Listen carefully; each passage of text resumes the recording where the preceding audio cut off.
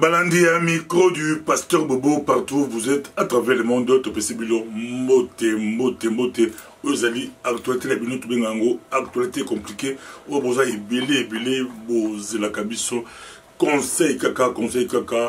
makamba Congo epesaka mutu pasi epesaka pasi penza oki mutu pasi mais là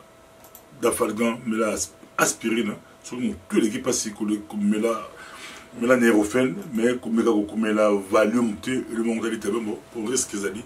aux Pongi, au Bossala, Magamouya, Mbokala, au Congo, aux alentours, Tamboussa, Motoka, Manembe, au Commandako, Yoplasime, à Motoka, perturbé, au Tamboussa, Motoka, au Lataba écouteur, là, yo, l'anda du coup de passer pour la Kimia, Bosé Belé, Bozo Roséléango, Namisala, na smartphone, na téléphone, na bandako. Boza cause la biso, bien sûr, tu as la biso, pour bien de bozer la biso, tu as sans permission. Tu m'as dit que Balamoko, le 16, le 17 mai, date il y a date trop kangango, trop kangango, Mobutu, il est à Bimambo, il est à Kita, à Longwa, le 16 mai, Mobutu a régné à Kinambo, pendant plus ou moins 32 ans, Mobutu Oyo, Tolingaï te azaki pela bapona positif oyo babengi asangisaki mboka asalaki réconciliation ya bana Congo congolais bakobenga ye Zaïrois partout azalaki Mobutu président en tout cas azala bakote na ye positif que bamboka musu Afrika bazali kobanga biso bamboka musu bazali kobanga biso ezala ba Rwanda ba Uganda ba Burundi ba Congo Brazza bamboka ebele baso bamonaki congolais au Zaïro à l'époque bazaki kobanga na 32 ans ya Mobutu en tout cas côté wana côté sécurité côté pe na mboka moi qui ezalaki azui moi bitumba pe ki nango azui bitumba ba 77 ba guerre ya Chaba 78 guerre ya Chaba mais na riposte ya Mobali azalaki bobo yemo kala ki tenue militaire yemo kende na ba Kolwezi atambolaki ba Kivu atambolaki partout bazali kobanga ye mais Mobutu yango la a échoué d'un côté économie en mboka ya bomengo mboka ya mosolo Mobutu a échoué qui passe côté qui misère côté qui bato misala ezalaki te a la vision moko sociale ezalaki te bien que dans le discours na ye septennat oyo kozala social septennat oyo kozala boy aloba ezalaki ba discours tant Mobutu ngo akoyaki na maladie akoyaki na pasi banguna ya mboka ba dongolo miso banguna ya mboka basalaki ba plan la bango mais malheureusement bazoyoka ba congolais bana ya mboka bayaki ko attaquer Mobutu akimaki bato ba sepelaki ba congolais to sepelaki to libération bato bina ba feta ba sepela libération mais et on melaki te libération ngo to déchantaki libération le 17 mai, Sepela, Yemoko to Laurent Désir Kabila, à Tcham, Temate, à Tamba Ebsaki, Mobutu Akimi, à Zu pouvoir,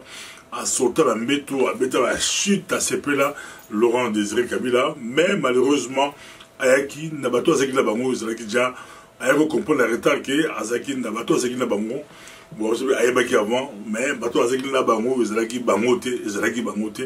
Azaki Passi, Allega se ressaisir. À coopérer na balamboka ezalaki pasi toyebi ndenge bakotela ye babeta ye masasi na palais présidentiel de azali président ya liboso na mboka na biso Congo oyo bakotela ye na ndako babeta ye masasi ezalaki Laurent Désiré Kabila de 16-17 mai eza pasi bato bazoki pouvoir lokola libérateur congolais bina libéré libérateur mais si les lots libération à moi, comme on l'a dit, et comme ils sont moins un peu pire, pas c'est côté d'Ambour la biso, pas c'est côté soso, à ta côté sécurité au Mobutu Tchaki, bah on va bomber en soso, bah bouki en soso, tout le monde Mboka la biso, pas si dans bah phénomène comme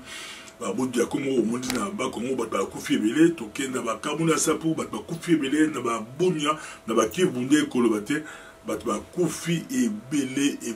ya kosanate, bah tout bah pour se poser la question. Ba libérateur à Mozambique banani ba libérateur oyi banani yo so monga ba libérateur ba zumboka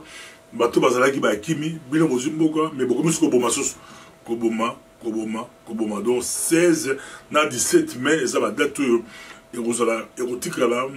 Congo, mais la majorité des Congolais vont interpréter la déception. Parce que l'histoire des Jujara, l'histoire des Kedagatoire, sur le aussi Biko, ils ont la Kinshasa, ils ont la diaspora, ils ont l'intérieur, ils ont partout. Comme ça, en tout cas, libérateur, il y a 17 mai, contre le banal, il y a histoire, Sali Makambo, Koufi sous grave, donc on a une libération, mais pas si. Écoutez, Mobutu quand on dit à la crise économique est grave, n'a pas si, mais Mobutu a côté une histoire de l'histoire à Congo, histoire à Zaïre, Mobutu a sangli sakibiso, Congolais partout, même les lots, ça qu'on balkanisé beaucoup pour Mobutu va barre très haut, il y a unité nationale. C'est Mobutu a besoin de pouvoir lobby la mboka, ce qui a eu héritage Mobutu la côté unité nationale, il y a pacification à cause de la Makambo, Ebélé. On a un spécial 16-17 mai, mais spécial 16-17 mai, de Kamakoka, moi, Bruno Tibala, il pas pour qui les longs fallait investir le gouvernement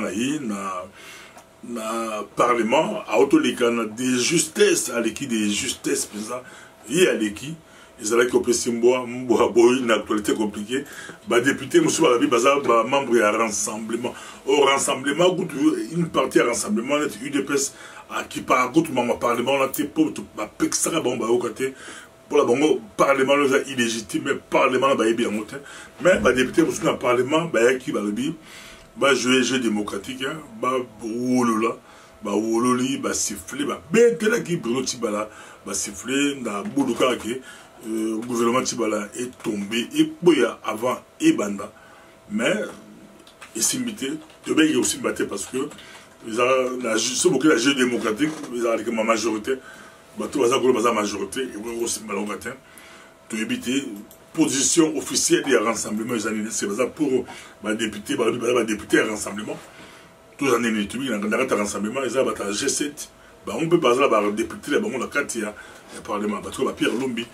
hier, ça a député les billets, donc ils ont qui au Pessimboa,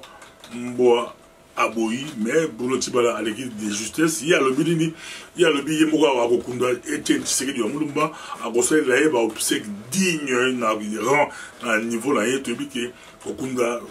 Tshisekedi, c'est un blocage, j'ai makasi, quand il y a le lobby, Kabila ligne l'a été, mais à Zolo Bata l'ingité, n'a pas style, n'a pas comportement. Ils ont montré à l'unité, UDPS, base à UDPS, bazo compliqué, bazo kabatouté, même famille, bazo tous la même famille, pour la bango, tu sais qu'il y a la kin sans pouvoir, sans gouvernement, qui ne parle bien, qui est tout contrôler, qui mabila kin, toute la police, toute l'armée, tout le gouvernement, toute la légitimité, bon, légitimité entre guillemets,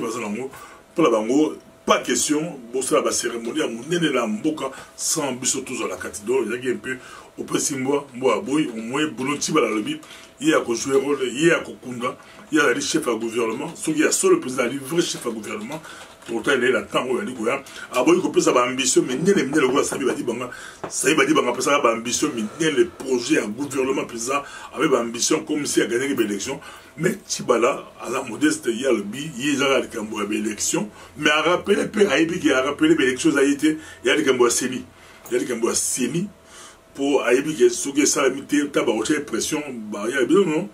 on a priorité l'élection, mais beaucoup sentent que l'élection peut ça, vous avez dit qu'on a sémi,